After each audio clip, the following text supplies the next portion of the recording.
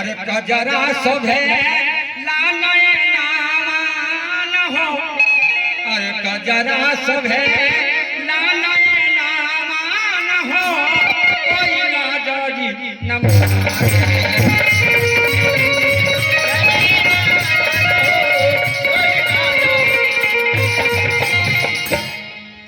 ऐसे तो विधि अनेकों प्रकार से सखिया की है, लेकिन हम भोले बाबा को आंगन में बुलाएंगे और जो भोले बाबा अपने शिवपुर से वस्त्र पहन कर आए हैं वो उनसे निहोरा करेंगे कि आप खोलिए और हमारे हिमाचल के वस्त्र को पहनिए, आगे का विधि संपन्न होगा।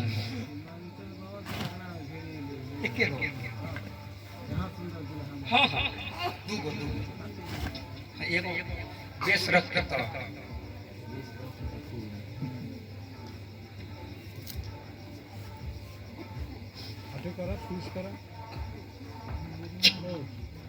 अब सखियां कह रही कि बाबा विवाह में दुल्हा जब वस्त्र पहनते हैं तो नखरा करते हैं, कुछ नेक मांगते हैं, लेकिन भोला बाबा के पास क्या चीज की कमी है? तो 3 लोग के मालिक है, लेकिन यहाँ तो विवाह के रीति रिवाज है।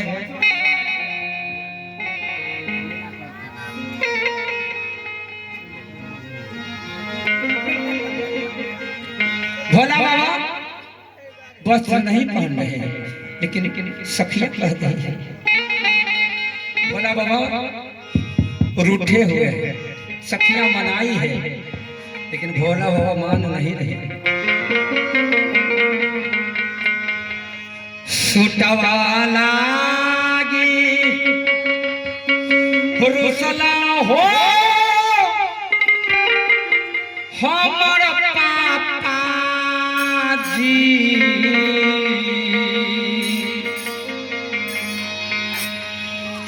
सुटवाला रुसला हो हमर पापा जी, दामाद आला हो बेनावा, दामाद आला हो बेनावा।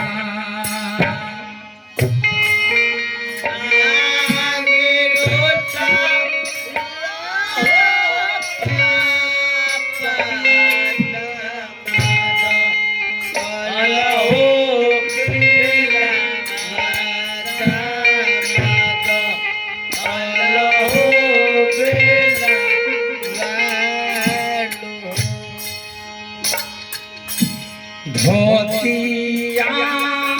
पहनाई ते हो पापा जी,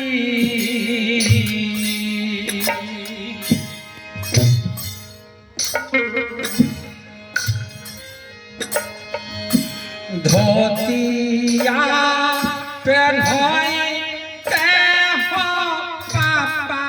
जी, दमाद जई कारिया, दमाद जई कारिया।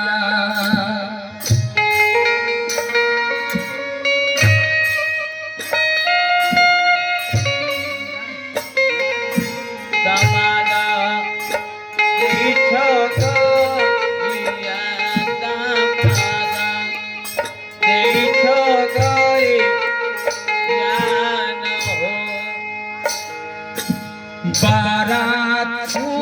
का कोई ना हो पापा हो,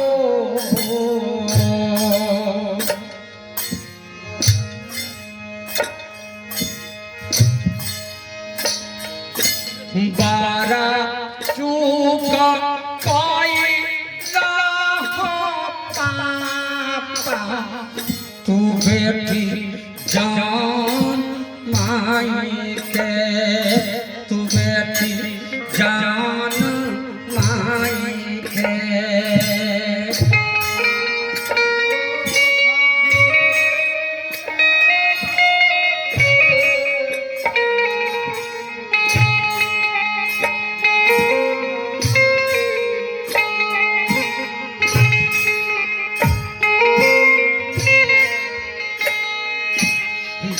बेटी जे हो दिन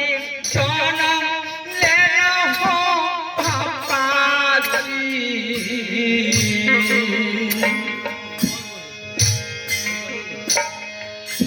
बेटी जे हो दिन जनम लेना हो पापा पहाड़ ले हो रतिया पहाड़ ले हो रतिया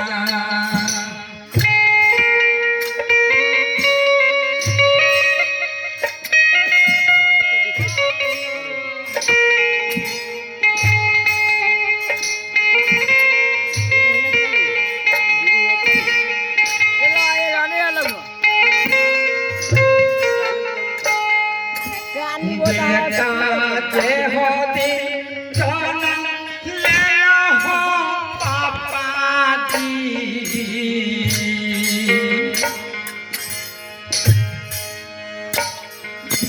बेटा जे हो दिन जनम ले हो पापा लूटवाला हीरा हो मोतिया लूटवाला हीरा हो मोतिया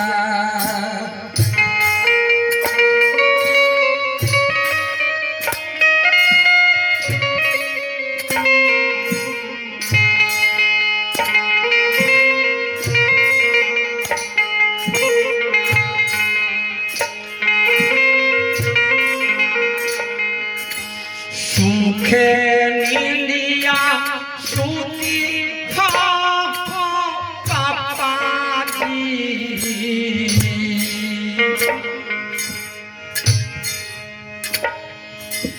सूखे नींदिया सूती पापा चलिए जैतो तब बेटिया चलिए जैतो तब बेटिया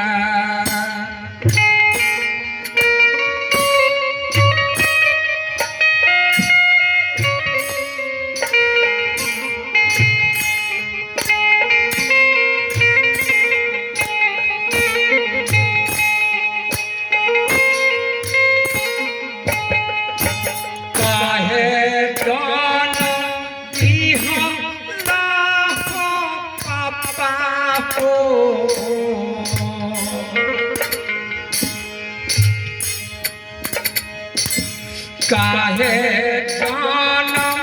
दिहला हो पापा खेलल